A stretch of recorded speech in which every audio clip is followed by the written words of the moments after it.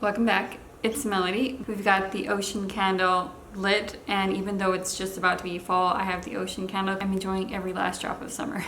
So I've got the ocean candle lit, I've got Pat, and today we're going to talk about 5 days of no procrastination. No procrastination will really change your life, primarily because it's really just a matter of getting inside of your body. If you leave the house more, you dress up more, you exercise more, then you kind of get the blood flowing, and anything that is flowing is living. Anything that's stationary is kind of stagnant.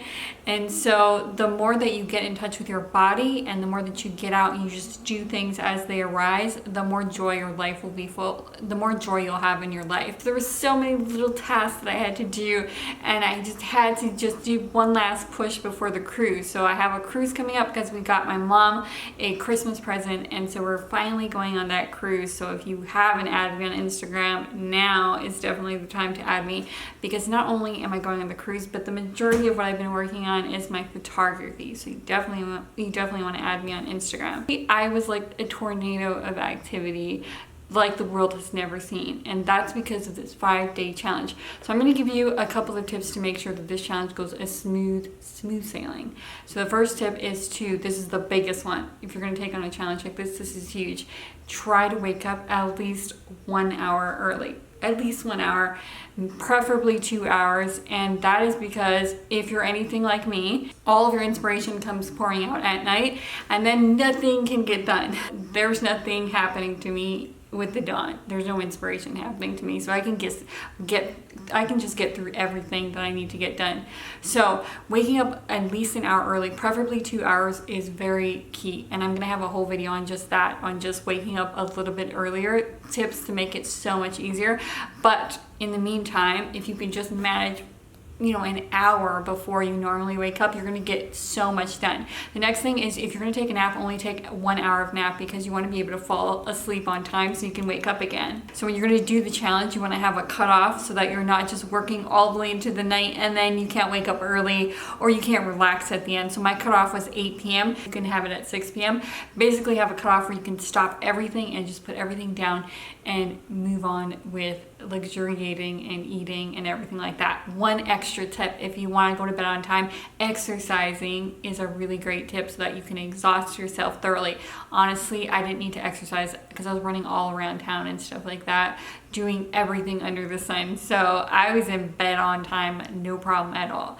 Basically, if you have a cutoff time, it'll be so much easier for you to just go to bed and keep a good schedule, and then everything will be a walk in the park. If you can just do one thing, if you can just get to bed on time, it will make the biggest difference. You have to have a schedule for these 5 days if you do not have one, because it's absolutely crucial. So I've already drew up my October schedule because I was procrastinating, not at all. For those days, I paid my taxes. I'm telling you guys, I did basically every chore you've ever heard of. So I drew up October, and as you know, I like color because it makes it so engaging. You want to have your to-dos front and center, because that's what you're going to look at every morning when you're trying to do everything. And if you're going to take this challenge, your to-dos are probably a bit long at this point. That's okay, because it's going to fly by in 5 days. And then at the top of my list, I have light touch, which is the things I want to have a light touch on, which are my thoughts and my words. Really, you want to watch your thoughts, because if your thoughts are always negative or they're always stressed or worried or stuff like that, then that's going to affect your energy level. So exercise is a way to get out of your head. But then also just paying attention, just a little bit of attention to what you're thinking about throughout the day, and just not letting certain things dwell for long. You can just push it out. So the next thing is words. The words that you speak, if they're kind, if they're helpful, and that can be really important, especially when socializing. The next thing is focus. Focus on food, exercise, and cleaning. That's the 3 that I have to focus on this month.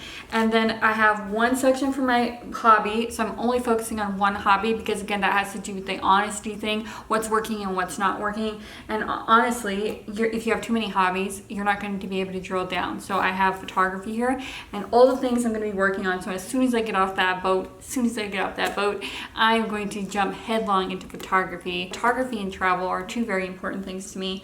And then fun.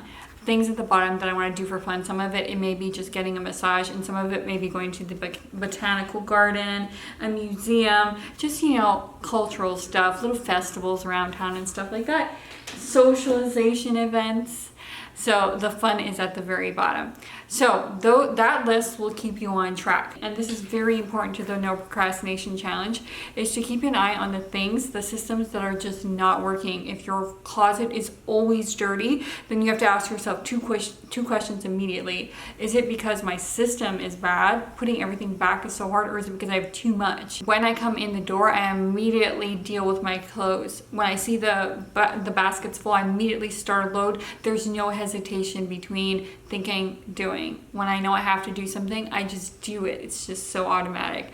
Pretty much all your mail can be recycled. So, and when it comes to plants and stuff like that, for me, I've downsized my plants because that's just too much. So ask yourself if your systems are working, and never ignore the answer. If the answer is no, it absolutely is not, then that's just something you gotta face head on. Sometimes when I know the answer to something, I'll still hesitate because it makes me a little sad. I don't want to have just 7 plants. When you come inside of the door, you immediately get to stuff. You don't get on the couch, you don't turn on television. I don't watch a lot of TV in general, but eliminating as much distraction, putting your phone off on the nightstand and leaving it all day during those 5 days, turning off your television and music even. I was listening to music very sparingly just so that I could just get into the groove. And then when I would go on car drives, I would allow myself to listen to music again. It's just so I had basically no distraction for those 5 days, and I got a super big head start. Boom. Everything's fresh again. Find me on Instagram. I will see you guys the day after the cruise with my apartment tour. Thank you guys so much for watching.